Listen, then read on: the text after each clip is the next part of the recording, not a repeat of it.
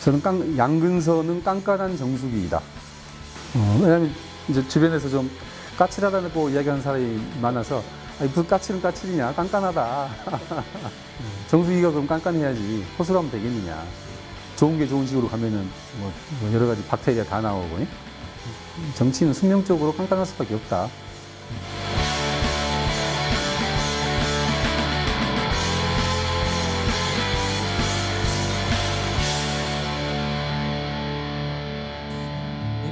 Tired of the waves that come and knock you off your feet. I'd long to see you on a day when you won't drown. Maybe the answer.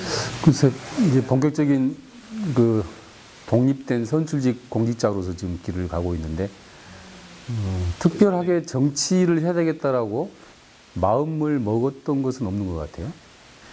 이제 대학교 때는 학생운동을 했고 학생운동을 하면서도 굉장히 이제 당시에 이제 전두환 군부 독재에 맞서서 민주화 운동을 하면서 두 차례 이제 그 투옥 경험을 가지고 민주화가 되니까 가장 먼저 진실을 알리고 그동안 토해내지 못했던 여러 가지 얘기들을 토해내야 되니까 언론이 가장 각광받게 돼요. 그래서 당시에 젊은이들이 언론사 기자가 돼서 저널리스트로 활동했던 굉장히 큰 꿈이 이루어지면서 이제 붐이 일어났죠. 저도 이제 그 대열에 합류해서 이제 언론사 기자가 돼서 한 8년 반 일간 신문에 이제 기자로 활동을 했죠. 예전에 동아일보 편집국장이었던 김중배 편집국장 아시죠? 그분이 롤 모델이었어요. 어떻게 보면 지사형 언론인이었는데 그런 지사형 언론이 되어야 되겠다라고 하는 게 이제 제 목표였죠. 그래서 최종적으로 자연스러운 과정을 거치긴 했지만은 직접 그 정치인의 길로 접어들기까지는 결국은 세상을 바꾸는 가장 근본적인 힘, 권력은 정치로부터 나온다. 이런 걸 아마 이제 절감을 했던 것 같아요. 그래서 자연스럽게 여기까지 흘러 들어오지 않았느냐 이런 생각이 드는 거죠.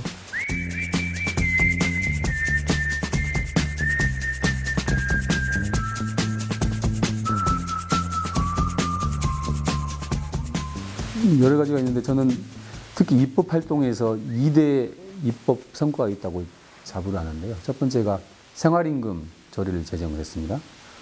이 생활임금의 개념을 최소한 인간다운 존엄성을 보장받으면서 살 수 있는 정도의 임금은 줘야 된다고 하는 개념에서 출발한 거거든요. 그러다 보니까 최저임금 기준으로 해서 보통 130%에서 150% 정도로 이렇게 설계를 해서 이제 지급을 하는 기준이 만들어진 거죠. 이제 이것이 갖는 의미는 당시에 이제 상대당 도지사 후보가 김문수였는데 그걸 결사적으로 반대했단 말이에요. 이게 국가사무다 여러 가지 가진 이유를 가지고 이제 반대를 했는데 우리 당의 힘을 모아서 어쨌든 싸우면서 이것을 일종의 저는 이걸 입법 투쟁이라고 보는데 그렇게 해서 제정을 했고 그러다 보니까 이게 이슈화가 된 거예요. 언론에서 자꾸 떠들어야 되니까 생활임금이 뭐지 몰랐던 사람도 알게 되고 예. 제 입장에서는 개인적으로는 국회도 하지 못한 굉장히 큰 정책 이슈를 발굴해가지고 입법화에 성공해가지고 전국적으로 지금 확산시키는 계기를 마련한 거였잖아요. 특히 기자선 같은 유력 중앙 정치인들 좌우에 병풍처럼 퇴일시키고 제가 기자회견 했으니까 이런 내용이라고 설명도 하고 그게 이제 그동안 이제 경기도원으로서 입법 활동하면서 가장 손에 꼽는 큰 성과라고 볼 수가 있을 것 같고요.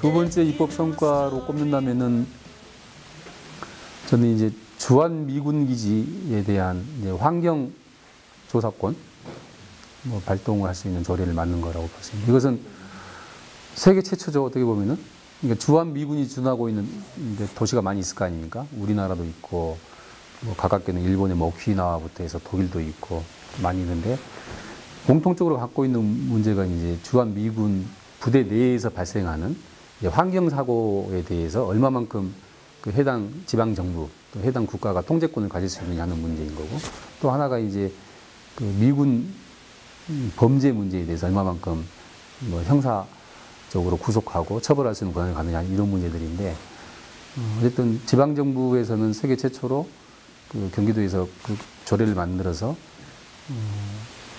미군 부대 내에 있는 이제 각종 환경 시설에 대한 정보를 사전에 공유하고 또 이제 미군하고 비상 네트워크 그 연락망 체계도 갖춰놓고 환경 사고 발생했을 때는 이것을 즉각 이제 지방 정부에 통보하고 이것을 다시 주민들한테 알려서 소개시키거나 대비시키는 등 대응할 수 있게끔 하고 또 이제 그 원인이 뭐고 사고의 원인이 뭐고 또 여기에 대해서 공동 대응을 할 때 미군한테만 맡겨놓을 수는 없을 거 아니에요. 이제 우리 해당 주민의 이제 생명과 안전이 걸린 문제이기 때문에 그래서 거기에 이제 중앙 정부뿐만 아니라 지방 정부도 그 조사 활동에 참여하고 같이 능동적으로 대응할 수 있게끔 하는 체계를 만들었거든요. 근데 문제는 이제 적극적으로 지원을 해야 되는 거야? 그랬으면 좋은데 아시는 것처럼 항상 뭐 미국하고 미국 문제 관련해서 약하잖아요. 예를 들면은 지금도 요즘 이슈가 되고 있지만은 미군 기지를 반환받을 때 거기서 일어났던 그 오염됐던 환경 문제 다 해결해주고 사실 주는 게 원칙인데 여전히 우리나라에서 다 지금 그 비용 감당하고 있잖아요. 항상 약하죠. 근데 어쨌든 이게 지방정부의 어떤 환경 자주권 이런 것들을 뭐 제도적으로 확립했다는 측면에서 굉장히 상징적인 의미가 있고 경기도에서 제가 이걸 만들어 놓고 나니까 이제 그 평택에 지금 뭐 공공기지가 있잖아요. 거기에서도 지금 이제 저희 조례를 모법 삼아가지고 만들어가지고 이것도 지금 확산되고 있는 추세입니다.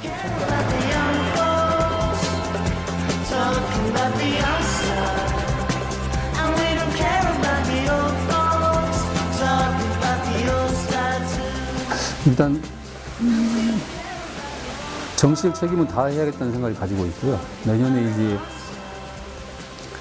어느 단위에 출마할지는 시간이 있기 때문에 조금 더 고민을 하고 있는데 안산시에 대해서 이제 구체적으로 정책적으로 준비하고 고민하지 않으면은 안산시가 너무 정체되고 또 활력이 떨어지고 후퇴된다고 하는 느낌이 있어서 어떤 방식으로든 도움이 될 수 있는 길을 찾겠다고 하는 것이 일단 현재까지 제 마음가짐이고 내가 안산시를 충분히 감당하고 이끌어갈 수 있겠다라고 하는 판단이 들면은 또 그때는 또 다른 어떤 정치적 결단을 할 수도 있을 것 같다는 생각이 들고요. 일단 그 준비 과정이라고 보면 되겠습니다.